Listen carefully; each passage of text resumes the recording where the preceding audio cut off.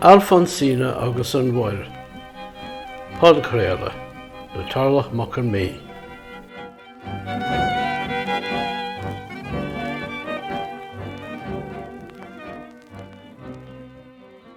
Seo tarlach mac an mí ag caintlibh. Is cumann amanis machara Rita de Grandis ag corisias ar Alfonsina Storney. Le fírinne, bhí mar a gafe a gahar Vancouver mar is cumann.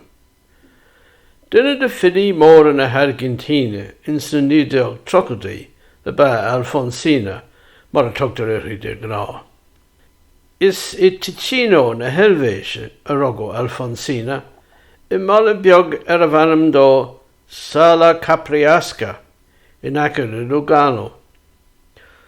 Choig an tailach gotí an Argentine ar Imirce, agus dá sí féin in níos an sin. Bhí Café Suizo ag a hathair I Rosario, ach heper agus dairig sé in a roncair ar fad. Choig Alfonsina ag stadéir I Rosario, ag obair mar astóir áirclin na freisin, agus ar deire war sí in Buenos Aires, agus ag obair mar bhuaintóir agus príomh de scoile den god is mó. Hasnig sí ag scríomh finíochta, ag am nuair nach raibh ban ag scríomh. Bhí carrah gra ag iad a politóir mór rá de chud na tíre.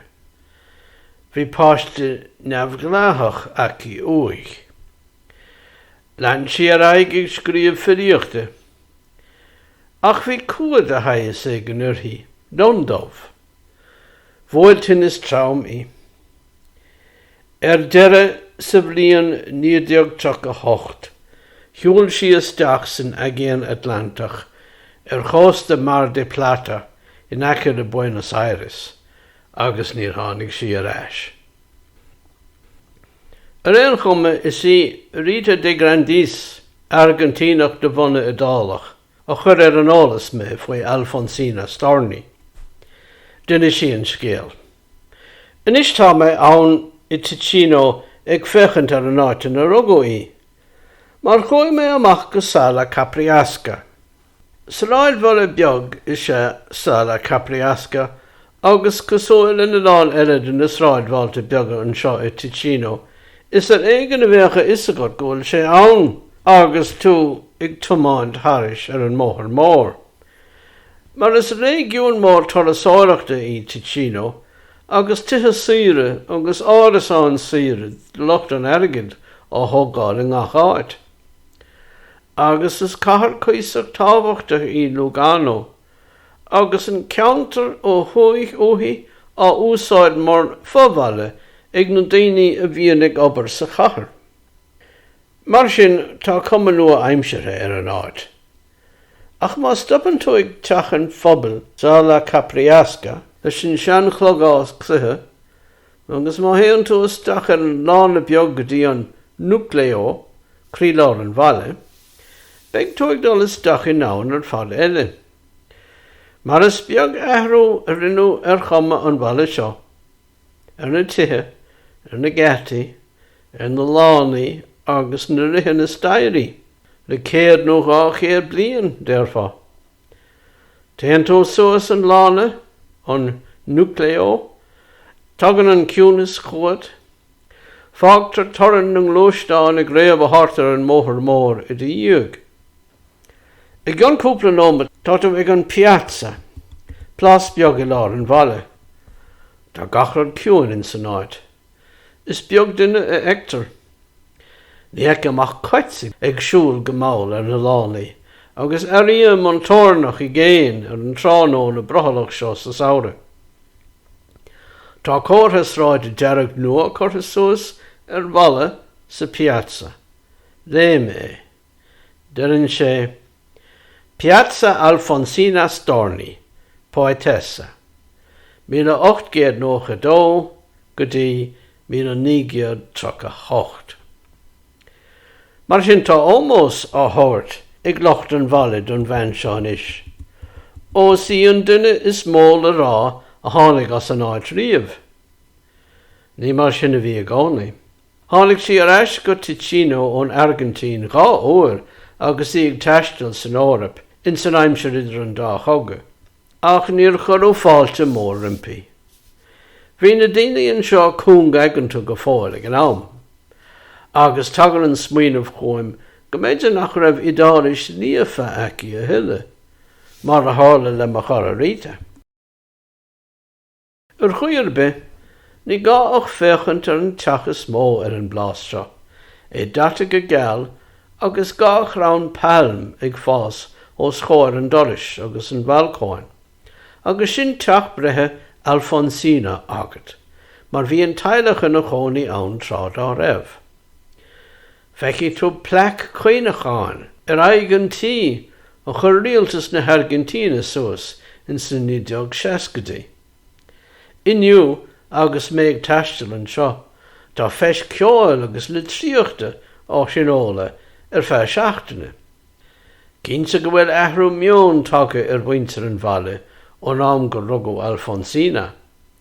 Ach ag féchant ar chama an bhaile ar na tithe ar na lánaí in san núcleo, ní cheapha é. Deirtear go bhfuil leathanach i sean chláir na haglaise inar chláir ag sagart paráisina na háite breth Alfonsina. Agus is léir ná raidig sí riamh as bheith smaoineh ar a háit brethe féin, chomh fada i ggéin ón Argentín. Tá dan aici ag tagart den sean áit agus mar is gnáthach le don bhás, agus an tanamatá ar ná borrada nó losce. El día que me muera, la noticia ha de seguir las prácticas usadas y de oficina en oficina al punto por los registros se seré yo buscada. Y allá muy lejos, en un pueblecito que está durmiendo al sol en la montaña, sobre mi nombre, en un registro viejo, mano que ignoro, trazará una raya. An lá go bhfaighid sa bás, beag na cuasaí gnátha á cholíana, in san ifig seo agus san ifig siúd beag mé á chuardach an ngach clár. Ach I bhfad géin I mala beag atá ina chola faoi gríon thuas in san sléite, mena michan clár, dearthaigh lámh nach bhfuil aithne agam líne. Na heisteach an smaoinmh sa dáin sin, ach nach fíordó freisin. Más as ballin nó counter nó catharthú agus tú imethe thar leabhar le fada, ní féidir le dearmad dhéanamh ar an áit sin, mar tá gael atribh nach féidir a bhriise. Bíonn an smaoinmh sin ag na heilvéise go háirithe, mar is séarán ag iad ní den tír a gutine, ach den bhaile áirithe ina rugú iad, nó ar bheas a muintir. Agus bíonn siad chláirithe ann go deo. Seasam ar an piazza óignach ag smaoinmh, nó ar a bhólann na cloig go sean chlogás tachan fomul 3 uair tránóna. Téim se sios ris daire, 3 áirse, agus an sin sós an lána ar imil an núcleo go dtí doras tachan fomul, a bhfuil DOM scríofa iníorda ar ilitracha móra. Tá teachan phobal agus a chlogás, bhfuil an cuma ar go bhfuil sin a cheasamh ón bhealaí si le ar an dé a bhealad an bhóthar mhór. Agus is brealam éalú ó thorann na tráchta is steach a gúnas na haglaise beaga, nach bhfuil duine ar bith ann ach mé féin. Tar éis mo thoras inniu, tuige manis nach éisceocht í Sala Capriasca, agus go bhfuil seanbhailte eile ar fud le hinis Lugano, atá I bholach ón saol nua aimsire, faoi mar a bheith Ileán beaga ann le measc farraige móire. Ileán atá dearmata ag an saol mór agus nach bhaachtar lá mór ann. Ach más Ileán iad seo, is álaigh go bhfuil siad scartha ó bhór hir an taoin, níidir ar spáis, ach dar ar ama. Ileán na starra atá iontu. Seasam is sean teachan phobal a gúnas an tránóna agus derim padal son anam Alfonsina Storni. America has dúirtear go bhfuil aithne I gachtaine an árán Alfonsina y El Mar. Scríofann Commodore Ariel Ramirez an ceol. Heasta go ag árán scríofann a honóir. Ní raibh aithne persanta aige Alfonsina ach bhí ag cheannachar a duine sé scéal dó. An sin tháina anfide Felix Luna na chéile leis, agus scríomh sé sin an dáin dó. In sin an tárán seo faoi Alfonsina ag dul isteach san mhuir, Tus go bhfuil cóa irthaí, óignas irthaí, tas díonn siocháin na mara ói. Te vas, Alfonsina, con tu soledad. ¿Qué poemas nuevos fuiste a buscar? Una voz antigua de viento y de sal te requiebra el alma y la está llevando, y te vas hacia Alá como en sueños, dormida, Alfonsina, vestida de mar. Imientó a Alfonsina le do chud óignis, cadíad na versaí nua bhí á chuardach agad. Meallann sean go as gae agus salan danam. Gréann sé ort agus téann tú chuige mar a bheith tairmh ann, le chola a Alfonsina, éideathe ag an bhir. Tá gríonn an tárán seo don dáin deirí de chuid Alfonsina féin.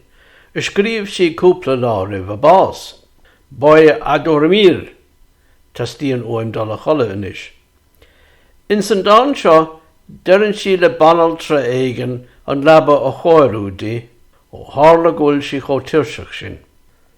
Beagán solas amháin a bheith uathaí, cuma an bhain sí é ó lampa nó ó na réaltaí.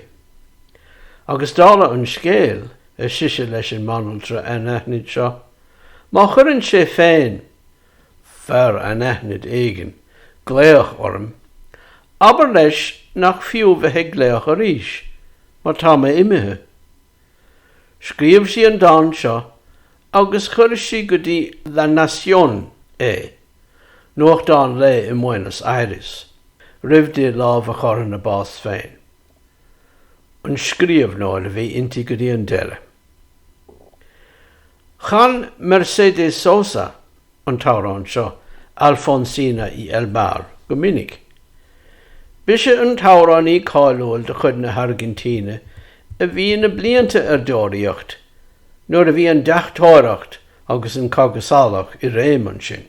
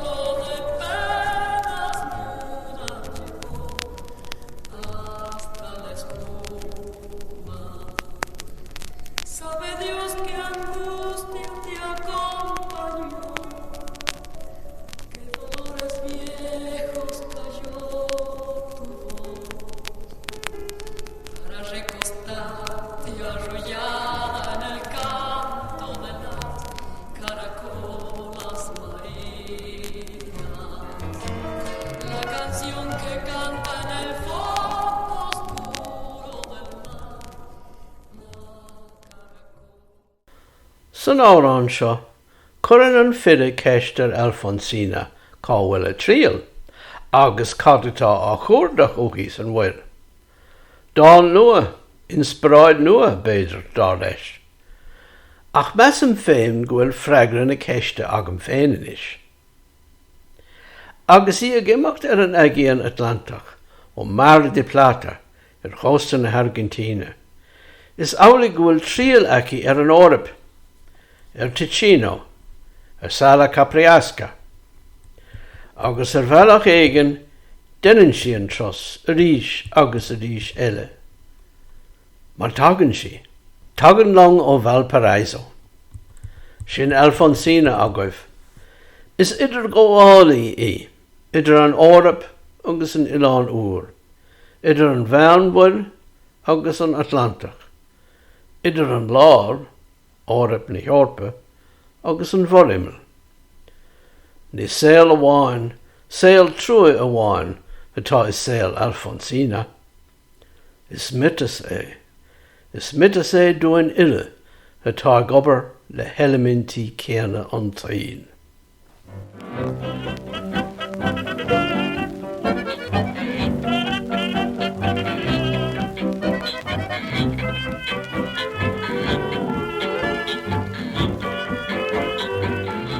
Bhí sé bhigéisteach le Alfonsina agus an Buil, podchréile, le tarlach mac an mí. Má hehan an podchréile seo libh. Bhiste libh like, subscribe, agus share, agus comment á ágáil. Agus bhuair gáirde a chur ar an eolas faoin podchréile seo. Go dtí an tachtain se chóin mar sin. Slán.